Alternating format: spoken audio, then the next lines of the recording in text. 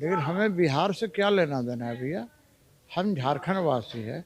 झारखंड के शिक्षित बेरोजगार युवक युवतियों को नौकरी मिलनी चाहिए और समय पर इसके लिए सारी प्रक्रियाएं पूरी होनी चाहिए।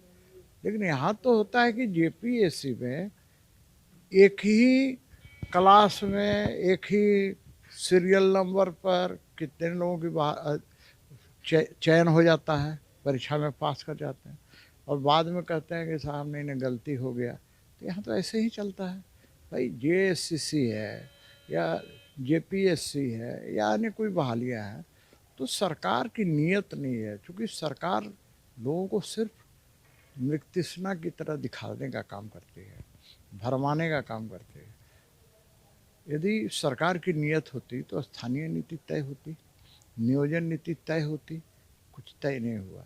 तो इसी का बहुत तरह का बहाना है, सिर्फ और सिर्फ केंद्र सरकार को दोष ठहराते हैं। इनको जो काम करना है कर नहीं रहे हैं।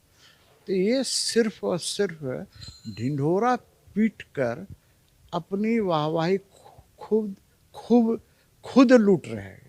तो वैसी स्थिति में इस सरकार से भरोसा करना मुश्किल है। तो नियुक्तियों की स्थितियां हैं पूरे देश भर में। जब पूरे केंद्रीय सेवाओं में कोई नियुक्तियां नहीं रही हो, पूरा सेंट्रली पूरे रोजगार बंद किए गए हों, दूसरे राज्यों में भी नहीं हो, एकमात्र बिहार ही है जहां गैर भाजपा सरकार चल रही है, लोगों को नियुक्तियां दे रही हैं। और इस सरकार के भी सबसे ज़्यादा उम्मीद जो नौजवानों में लगा था नियुक्तियों में।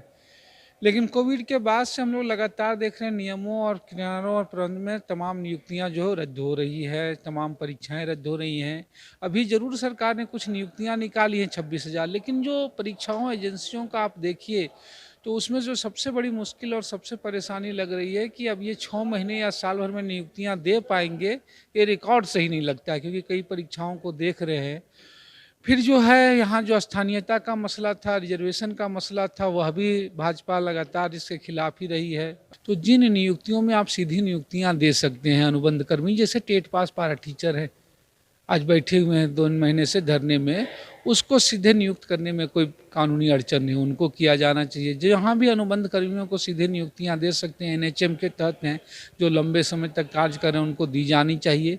जहाँ उस प्रक्रिया में कोई परेशानी है, वहाँ कम से कम अनुबंध कर्मियों का जो है वो मानदेय बढ़ाया जाना चाहिए।